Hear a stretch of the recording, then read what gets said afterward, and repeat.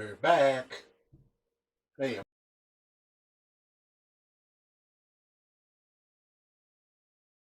gonna have to show y'all how to make this Sinigang or Sinigang, depending on how you pronounce it. This is a real easy recipe, and the longest it takes depends on how much rice you're doing and things like that. But this is what you're going to need. This is fresh tamarind, but I must warn you, it has seeds in it. And this you can buy on eBay or Amazon or any of those places. It's tamarind soup mix. Pretty simple, and it's good.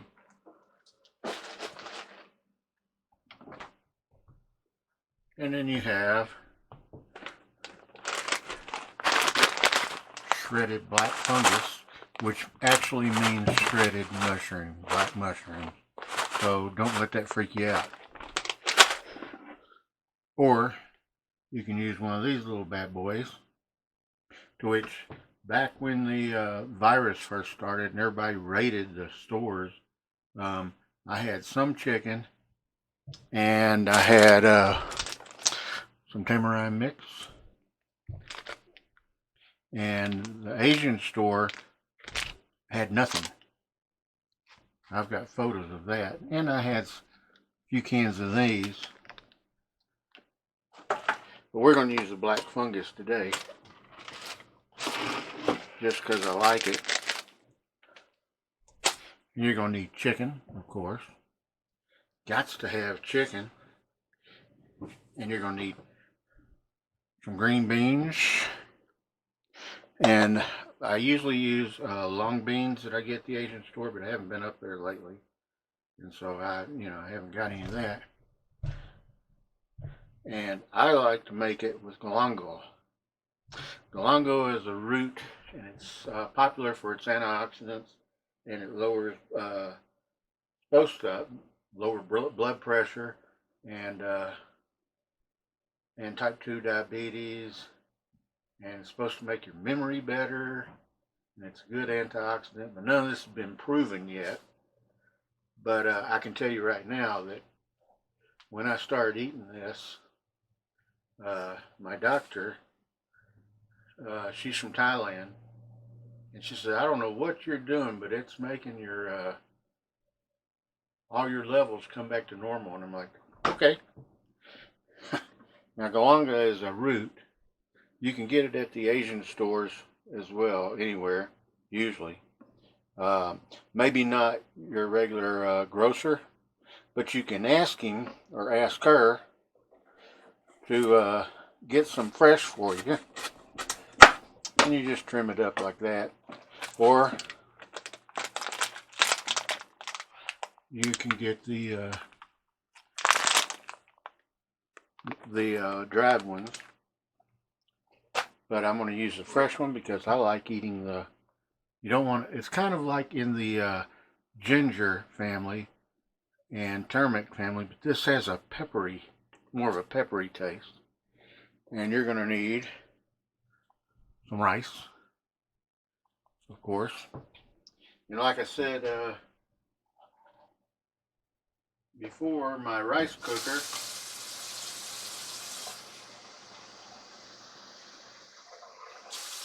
started going down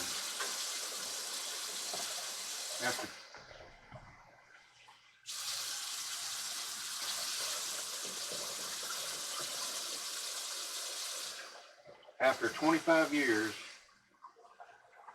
or 20 years, I don't remember. I know it was over 20. It started going downhill.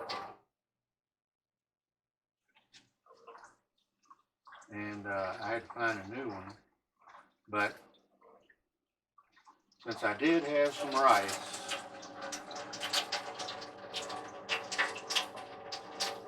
And that was a good thing. I had rice during the beginning of the virus, because less people buy brown rice, and I'd already started eating brown rice, so I had brown rice. Worked out great.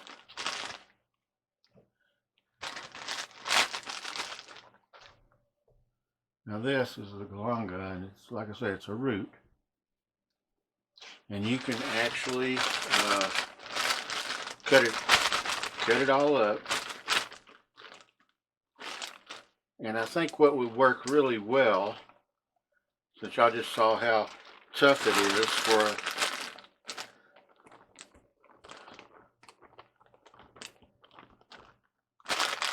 you might want to use a serrated bladed knife or something like that, because it is a little bit tough to cut sometimes. And you can just slice it like you're whittling if you want to. That's one way to do it.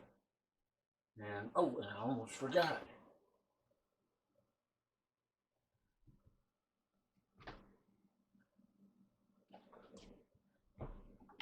Now I'm just adding these because I've had them in their shiitake mushrooms.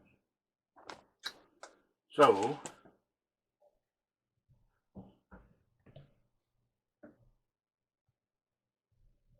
now then, what we're going to do, since the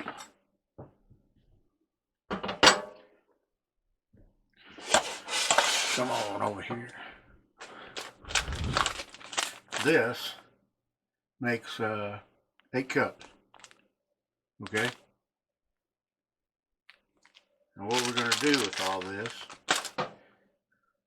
is we're going to add 10 cups of water in here. And I know you're saying, what? Yeah, trust me on this.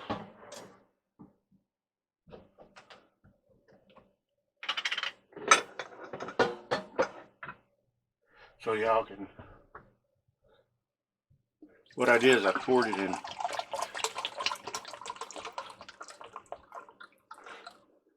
a gallon jug. There's 2.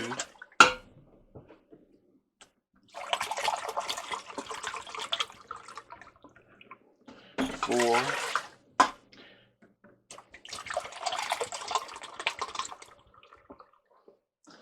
6.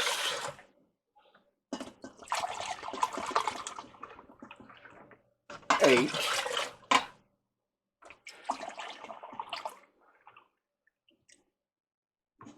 10. Now this measuring cup measures 2 cups at a time. So now that we finished that part, you don't want to put your rice in there yet. Otherwise, it will stick to the bottom of your pot. We'll go ahead and turn it on high.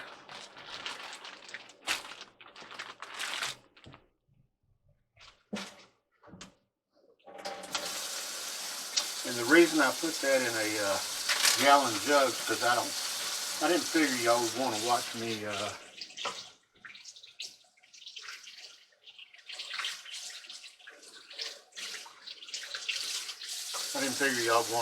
my water filter fill up.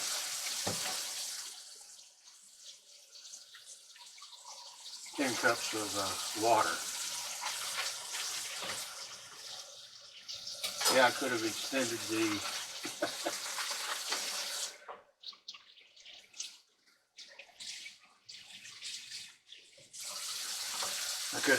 the video doing that, but why?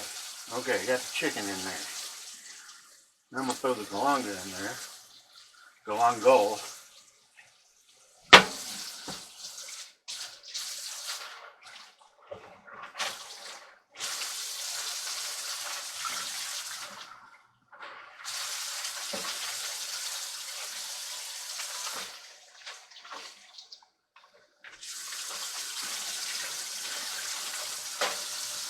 just over here washing my hands again because I washed the chicken like I always do.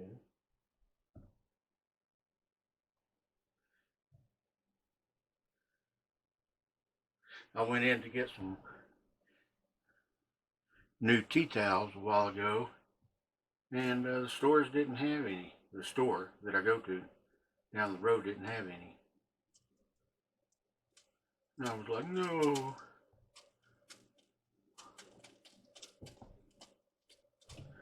So I got some face cloths.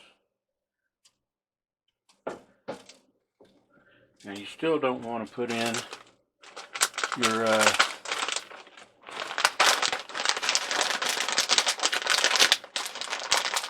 your rice yet. I mean, this recipe is getting close to being done, trust me.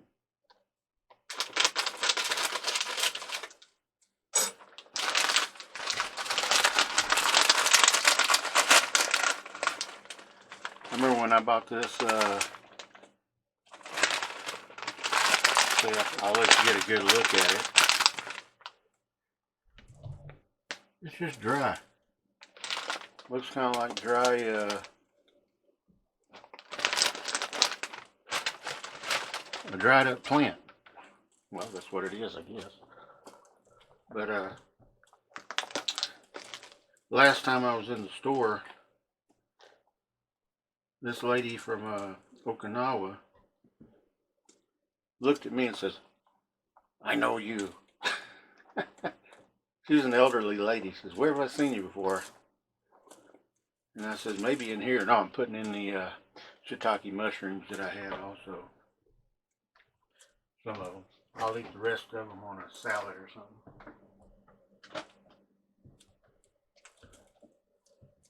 But I guess you kind of remembered me. And that was pretty nice. You know, since I did 2 tours over there.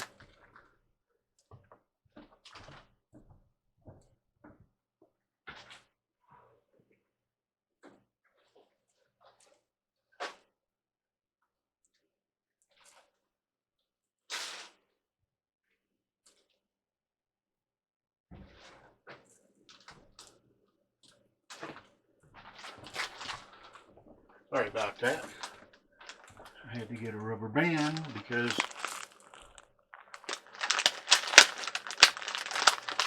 since these are dried, you just put a rubber band around them to keep them from spilling out everywhere.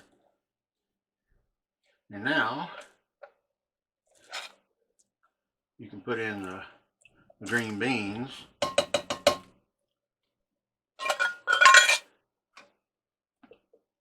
Give it a little stir. Also, the galangal kind of helps tenderize the chicken.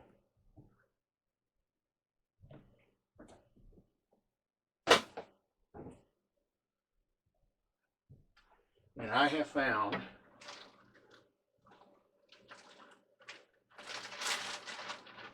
that you want to wait until it starts boiling to put in the tamarind soup mix.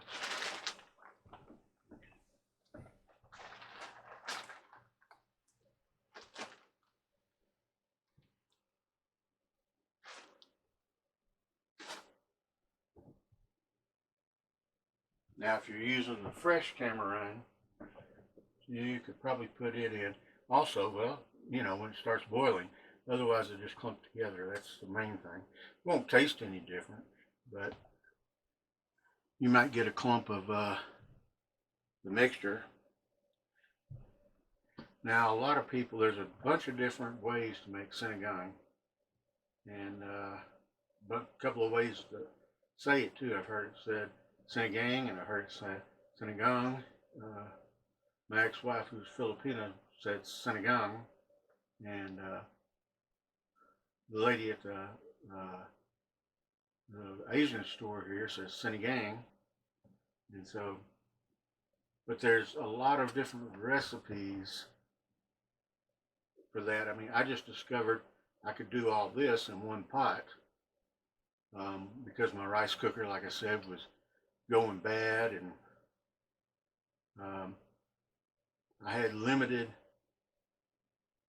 food here. I mean, I had some chicken, and that was just a grace because I actually didn't even have that. I didn't think I had it. And then I started going through my freezer to see if I had anything to eat, and I found some frozen chicken. So yeah, that certainly helped out a lot. But anyway, I was like, since my rice cooker's gone, I could probably put the brown rice in with this and see if it works. And it did. Now I know some people will cut up, another thing you can use is different kinds of roots. There's a lot of different roots you can use. If you go into an Asian store, and they say, I was told that this galangal is equal to ginger, but I like the galangal better than I do the ginger. Plus, after it's being boiled like this, you can eat it.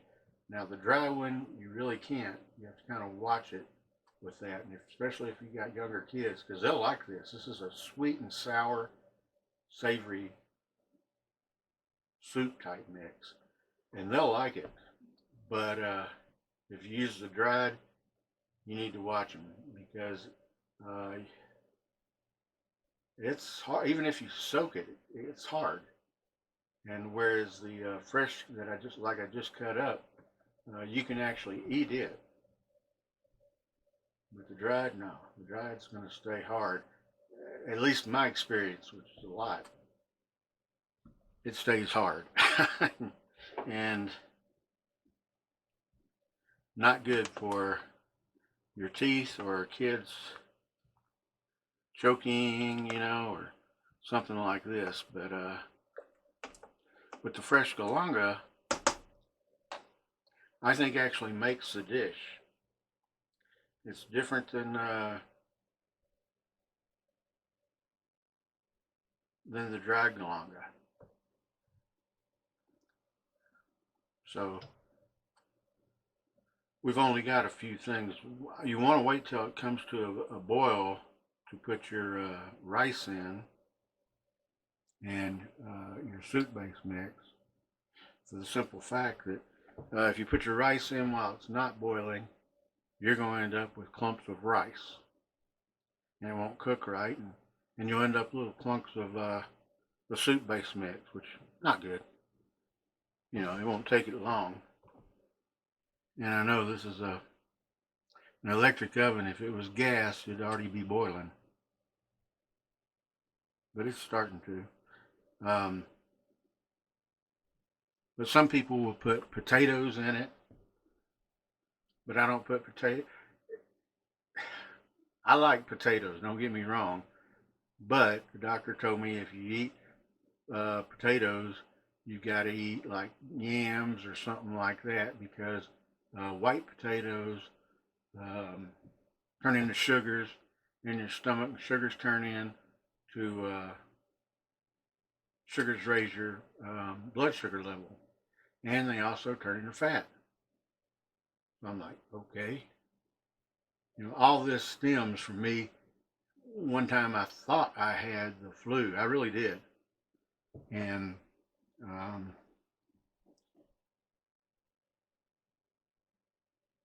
felt awful. I had a temperature.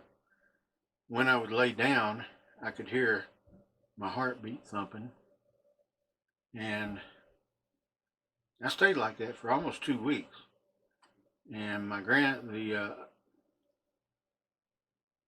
other grandparents for my granddaughter, the grandmother says, you need to go to the doctor. And I was like, okay. you know, she says it's been too long. So I went to the doctor, and You know it's bad when the CNA or doctor's assistant comes in. She takes your blood pressure and in your left arm, and then she takes it in your right arm. And since I was in nursing, I could watch the needle and pretty much tell when it was going down, and it gave that beat. I could tell what my blood pressure was. And she said, "Wait here, don't move. Myself and the doctor will be right back." And the doctor just came in like instantly, and he says, "Well," he says, "your blood pressure is screaming." He says, "You should be stroking right now."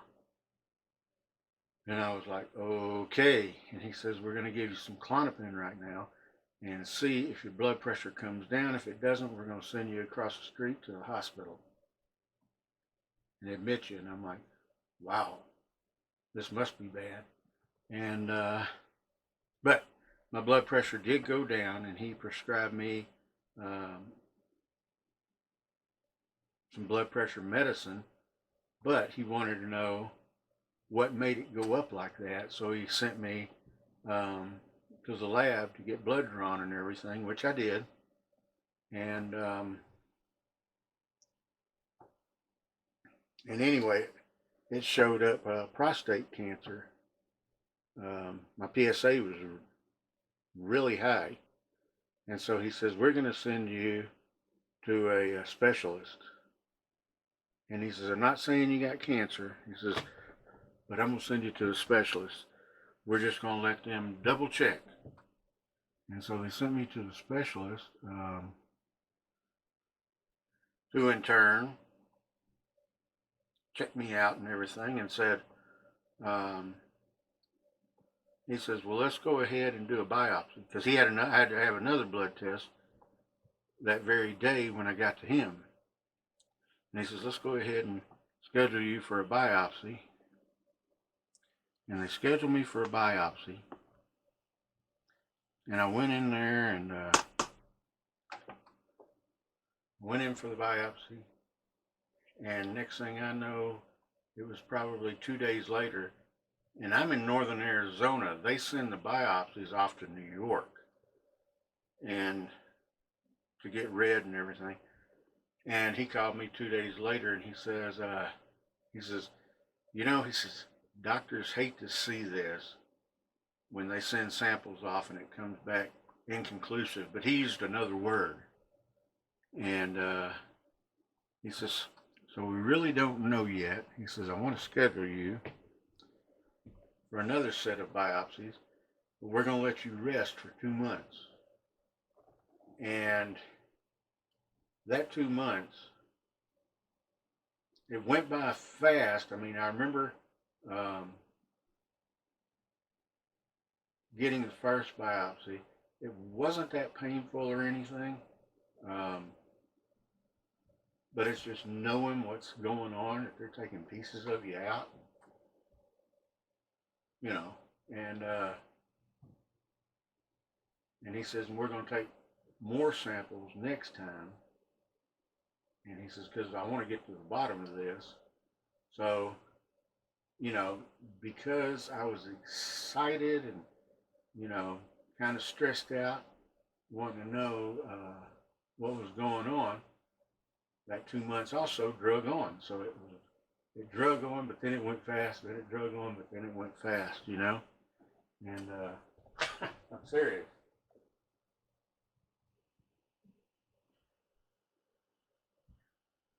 So I'll tell you what, I'm going to get right back with you. Just a minute.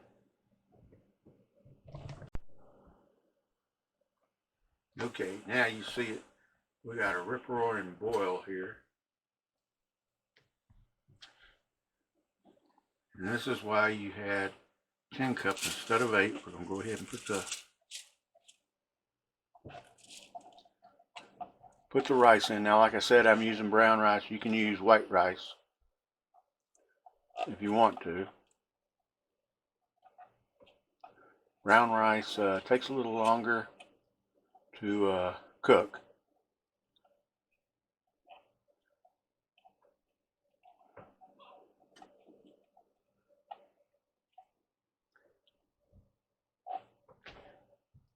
And since I use a lot of rice, I kid you not, I have to show you.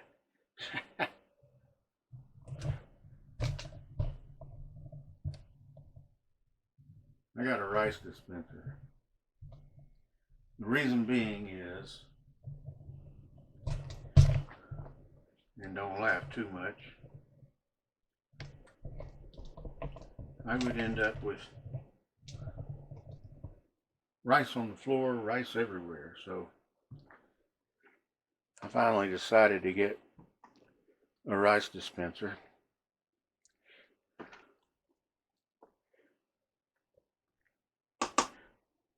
We're almost done with this recipe.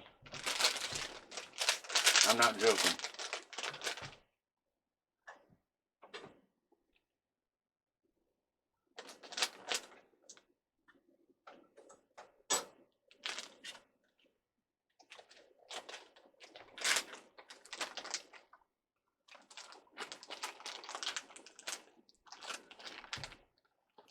Oh, but getting back, I've seen a lot of people use potatoes in this, and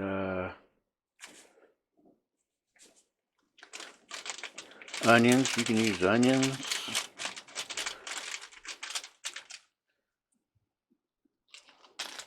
I have seen it cooked many, many ways, and I like them all.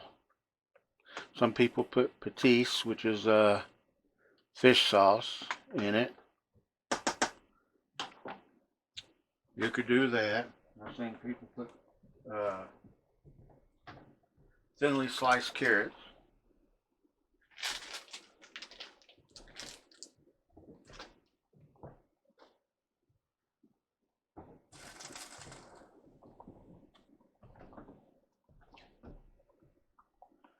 Like I say, I've seen people use thinly sliced carrots. Say that about 5 times real fast. And or shredded carrots and stuff. But this is just giving you the bases. I'm going to turn it down now a little bit. Now you've got 10 cups in there. The reason you've got 10 instead of 8 is because of the rice. Because that rice is going to absorb some of that. Now if you got white rice, it's going to cook a lot faster than brown rice. So you've got to remember that.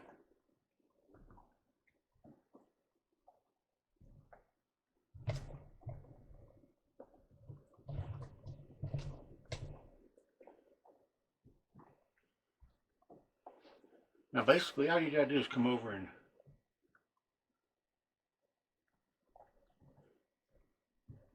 just give it a little stir once in a while.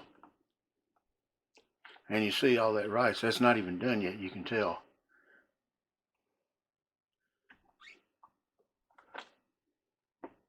White rice will be done a lot quicker. This rice, it's probably going to take an hour or two. Actually cook to where it's soft enough to eat. But it'll be good, I promise you. And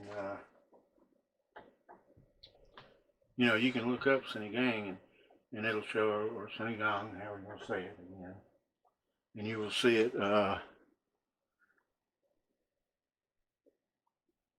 on Google, and you'll see all kinds different. You can have pork Sinigang, chicken Sinigang. I don't believe I've ever eaten beef Sinigang. But when I made the chicken adobo the other day, now you can make pork adobo, chicken adobo, beef adobo. I've eaten all that. And see, you can see some of the rice popping up and kind of rolling around in there. And that's what you want.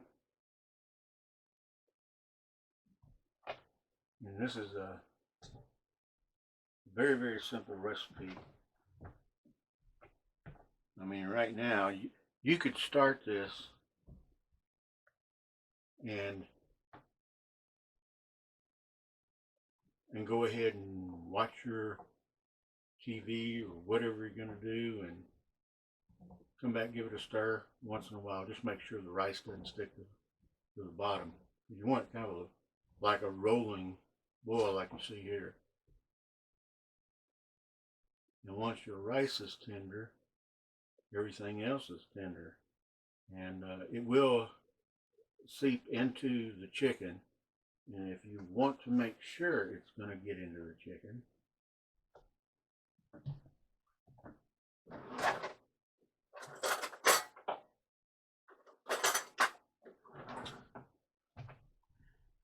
you can jab the chicken with forks.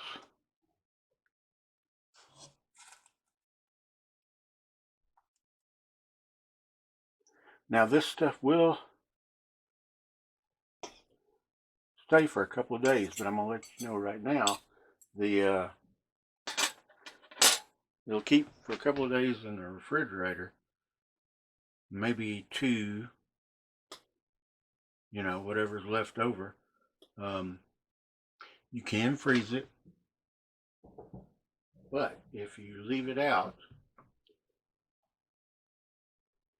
it will go bad. If you leave it out for 3 days or so. And also I'm going to warn you that your rice will get fluffier and thicker as it sits in the liquids. So be forewarned about that too. Let's see, is there anything else about this?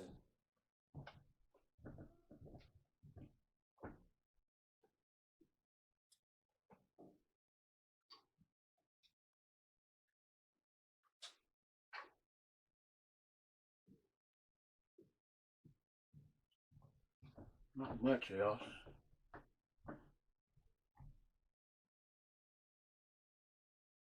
I mean, it's pretty much a done deal here.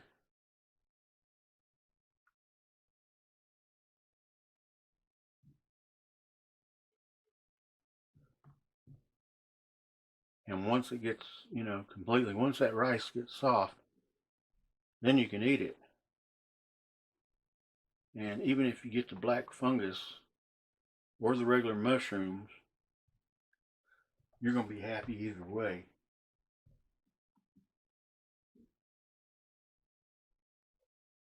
Trust me on that one. Of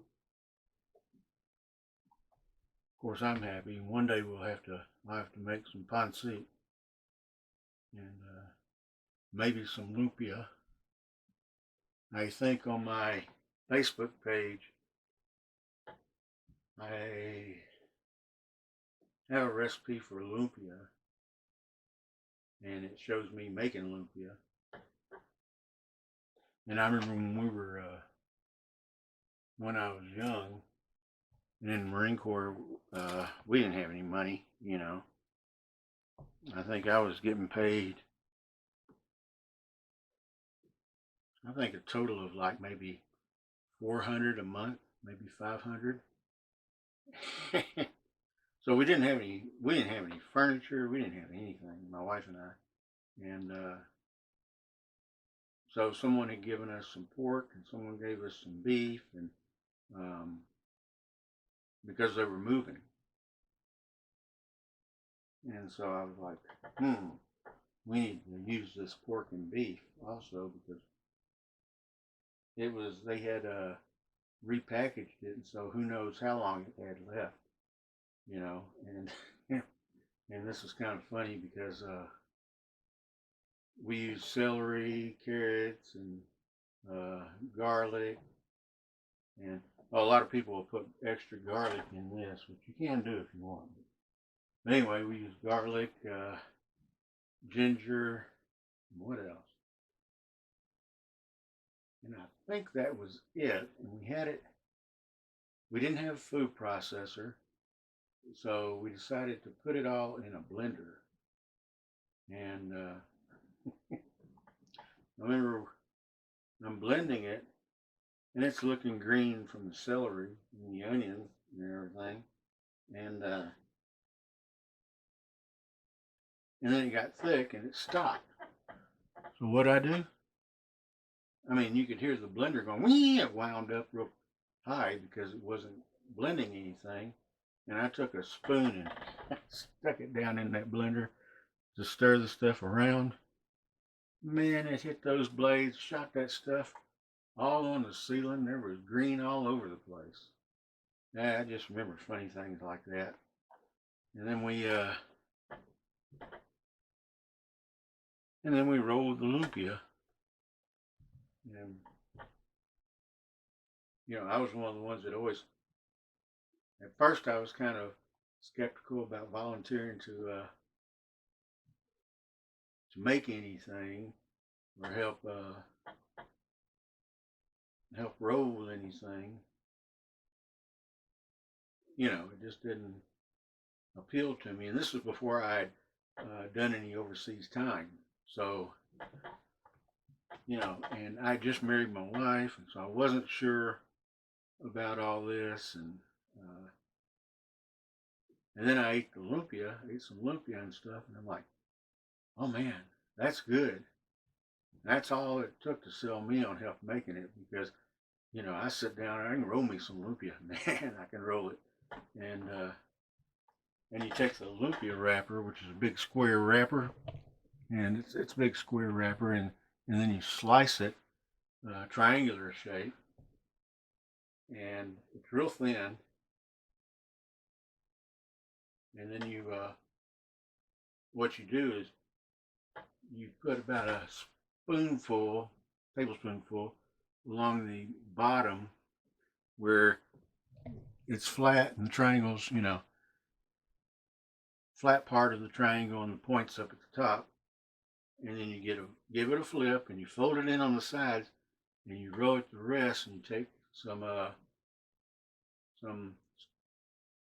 egg mixture you've kind of scrambled up, and you dip your fingers in it and seal that little pointer triangle part, and that one's ready.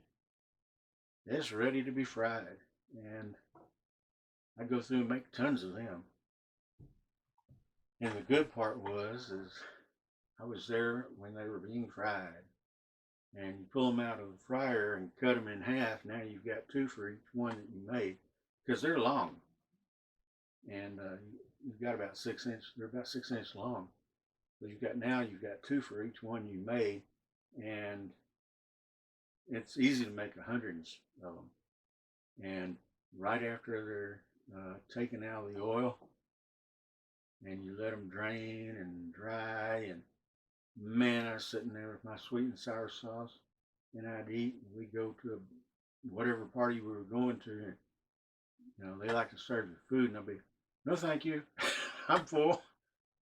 That was the only drag, but after a while, I'd get to where I would eat some of the food, and that's how I, then I'm, like I say, when I went overseas, I ate everything. Now, if you notice how this is starting to slow down and you're not seeing as much turn up, that's because rice is starting to get a little bit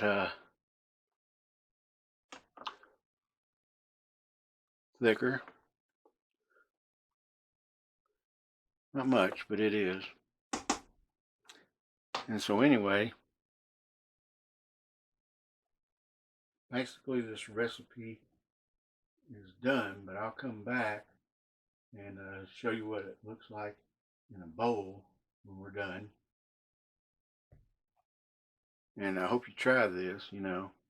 Most people will have rice separate, but since, like I said, my rice cooker had died, and that's just another thing you have to clean. So I tried this way, and it worked. So the first time that I tried it, I goofed up because I put 8 cups of water in there, and when I got done, there was probably a little over 5.5 cups maybe of soup.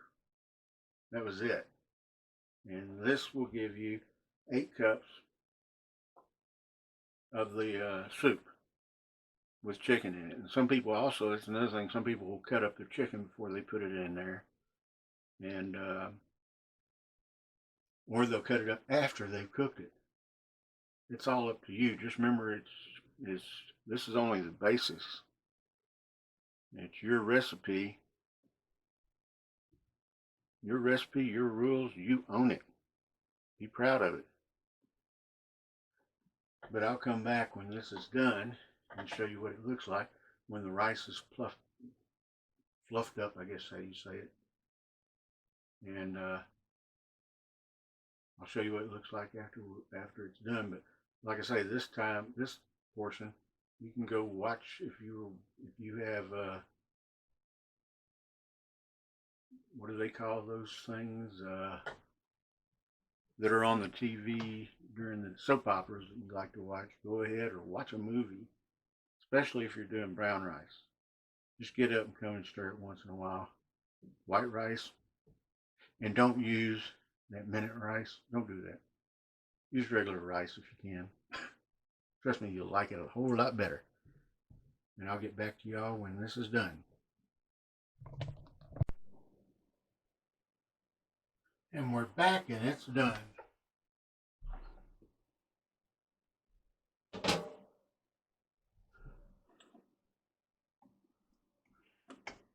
If you look how this rice thickened up, got swelled up. And this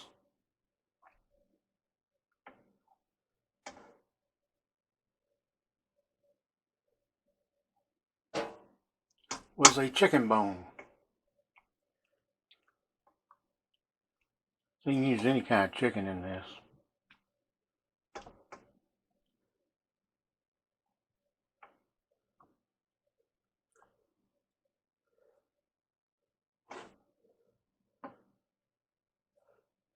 Got some of that black fungus. Got some shiitake mushrooms and some green beans.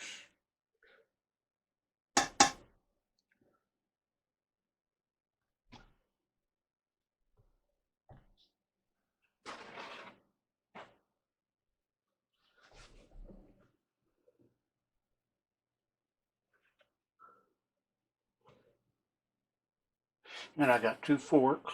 Yep. I'm going to be shoveling that stuff in my mouth. I'm joking. If you remember, I used the forks to pierce the chicken to make sure that the flavor got into the chicken. But say it's thick enough, you don't really need a spoon. You can do it with a fork, but it's really hot right now.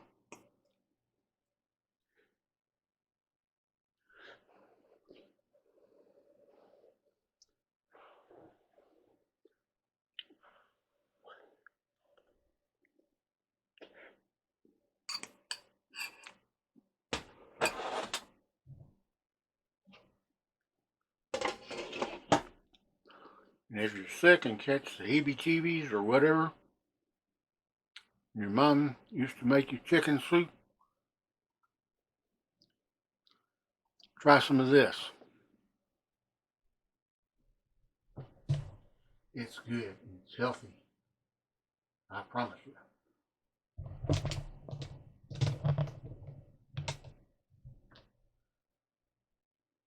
Except I ate it while it was too hot.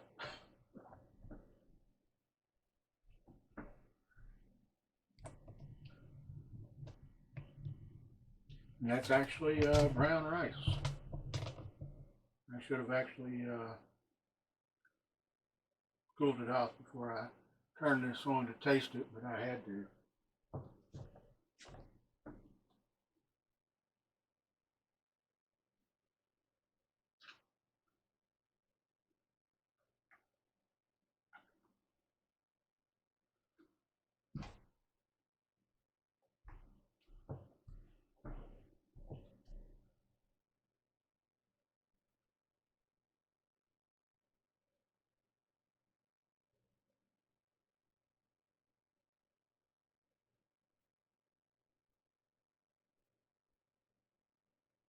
Okay, now I'm gonna remove this other fork. Seeing how I'm gonna have to wash it anyway.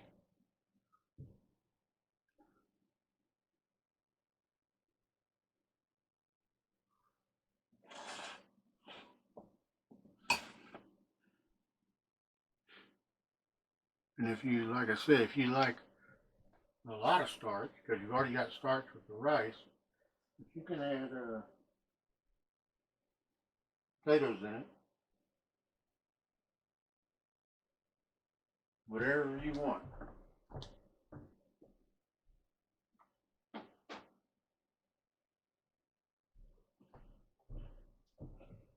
You know,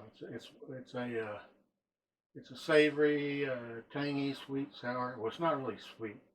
I don't know of any sweetness in it. But you notice I didn't add any salt or pepper or anything because you don't need it. It's in there. And so anyway, give it a shot.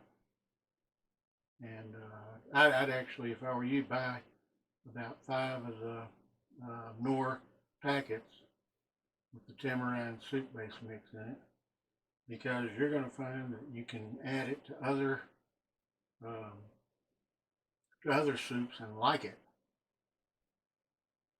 You know, it's only like $1.50 a pack or a pouch. But you can get it, like I say, on eBay, Amazon, everywhere, and it's really good. So I hope y'all enjoyed this, and if you know another way, feel free to make a comment. I'm not going to get offended.